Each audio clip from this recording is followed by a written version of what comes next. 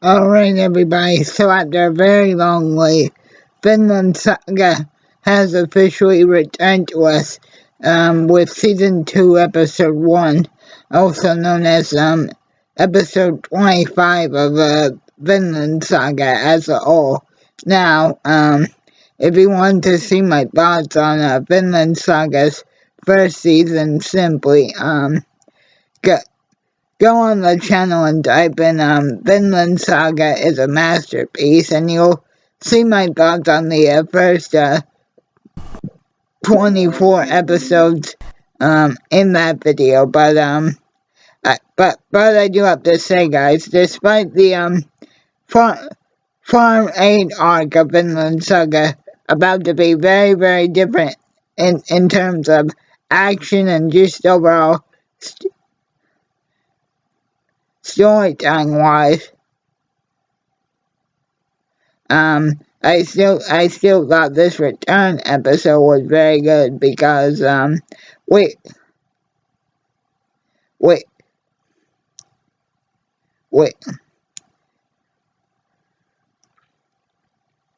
we we we are introduced to the main main to Thorfinn's new travel buddy uh uh near Iger, or however you say it. Uh, uh, Anir is how I'm going to say it until the dub comes out. Which, by the way, guys, sadly we we we we don't have a release date for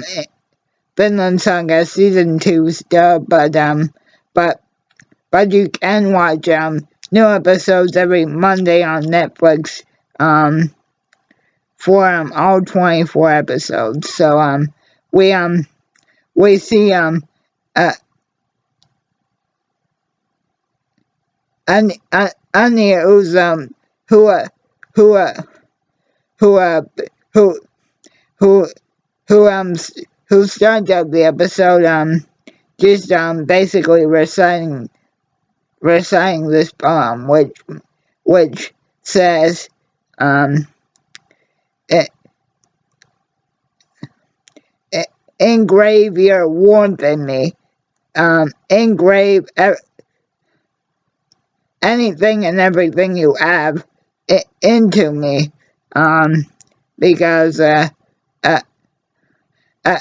Anir's family, guys, is basically the polar opposite of what Helga, Thorfinn, and Tals had to do. And Anir basically recites the opening narration while he's chopping down a tree, and his mom and sister, Ruta, and his mom remains unnamed in the episode, basically say, hey, if you keep chopping down that tree, you're gonna end up,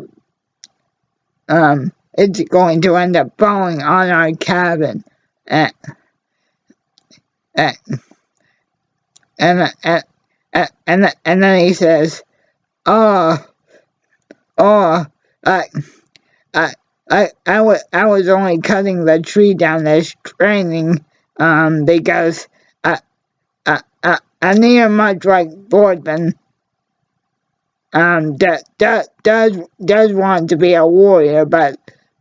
not to aid in the war against the Vikings and Dublin and Iceland. In fact, guys, uh, I Anir and his family are just simple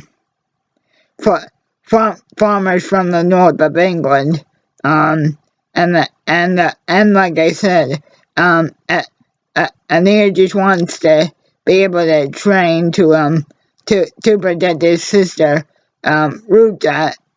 and his mom, because much like Thorfinn, the, Thorfinn's dad, Anir's father, died some time ago in the war, and and then his mom says, "Hey, look, don't sweat the small stuff. Um, the the war isn't affecting us right now at this current moment, so just try and relax. You and your sister need to stop worrying so much, because no matter what happens, um, as long as we all can figure out a way to stay alive, um, we all do have a chance to be able to get out of any situation and, and start oh, oh, over again with a new slate and a new leaf on life. But then instantly, guys, we got to the Vikings just burning down everything in their village. But very similar to one of Askeladd's and Thorfinn's old raids on a village. But luckily, the Anir's and Ruta's mom, the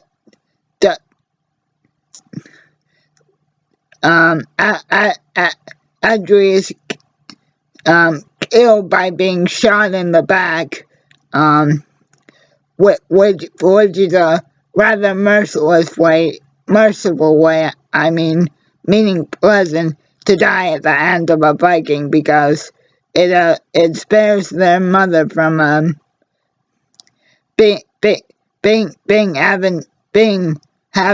having to be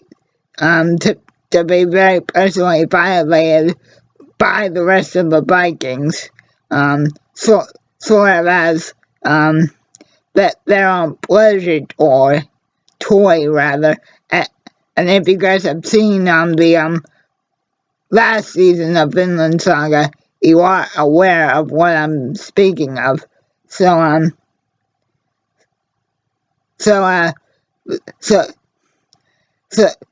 so with their last breath, that their mom basically tells Ruta and your sister that she's stupid one more time, and basically tells Anir to make sure he stays alive no matter what, and just keep heading straight into the forest and then not look back. Well, guys, it's very quickly after that that Ruta also ends up getting captured by the Vikings and trying to escape, but in doing so, she also ultimately ends up getting herself killed. And so Anir and Thorfinn both have something in common when they do meet each other for the first time on Kato's farm,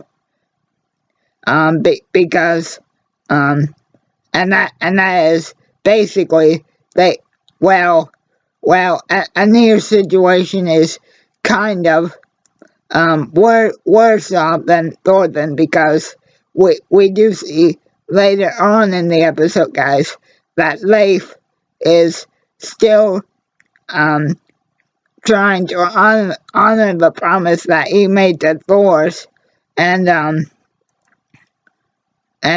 Helga, which is to bring Thorfinn back to her by saying that by going to all the local slave auctions and asking if anybody has seen a blonde-haired and very short individual, and Leif is saying that Thorfinn's an old relative of his, and and that um and that one of the auctioneer that becomes Anir's first bidder after he barely survives being transport trans transported by sea over to the next slave trade after witnessing a dying slave being thrown overboard because she was too sick to survive the journey. And it's actually rather heartbreaking, guys. But this is really how slave how slave tra- how slave trading and actual uh, um, actual historical Vikings were. If you didn't survive, you literally got thrown overboard like an old rag doll. And obviously, guys, in the now thankfully abolished atrocity known as slavery, basically, once you become somebody's slave, you you're basically their pet to do with as you see fit. And the captains of the boat basically tell Anir and the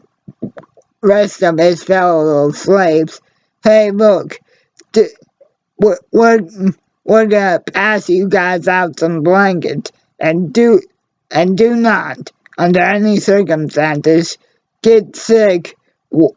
without our telling you to do so. And perhaps the only way you can get out of this situation alive and possibly have a better life again is to be sold to a master that just happens to have maybe an inch of a nice bone in their body, and that as long as you become their best performing slave, um, maybe you'll know what it's like to actually have a good meal again." And and they are basically almost resigned themselves to the fact that hey, I I have nothing left to go home to. My entire village has been burned to the ground by these guys. The entire north of England could be decimated by now. And on top of that, my dad and now my sister and mom are both have been killed by these maniacs. Maybe I should just submit myself to, to being a good slave and hope I can still survive that way. And and uh, and then that's when Neil remembers his mom's last word, which is to basically just keep running and basically uh, uh, as long as you're still alive, boy, you you, you still have a chance to get out of your situation and start over your personal life again. And and and the episode ends, guys, with a with a near being bought by Kato, I think is his name, Kaito rather, which has a very strong resemblance to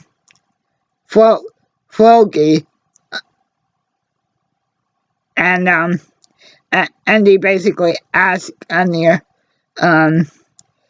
what what what did you do,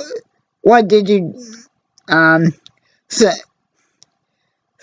since you have experience with being a simple farmer before you got captured, what would you think about coming over to my farm to help me out? And then naturally, Ania agrees because Kaido at first, from what I see, seems to be a pretty reasonable guy. And then he says, uh, "Okay, Ania, uh, uh, all my other workers are busy right now. I'll introduce you to everybody at dinner." And then the episode ends with the guy saying, "Hey, Thornton, can you come and give me a hand?" And then that's when we see, guys, that Thornton has basically been so devastated by what happened to Ascot and his role in sort of progressing the war against Denmark and that Northern and England itself and Iceland, that he himself had basically been sold into slavery. And the episode ends with a narrating and that's how I met Thornton for the first time. And that's the episode in a nutshell, everybody. So again, I think that this was a very good and strong episode to return on. And again, if you want to see my thoughts on season 1, simply go on the channel and type in Vinland Saga is a masterpiece, and the video should come up. Have a good one.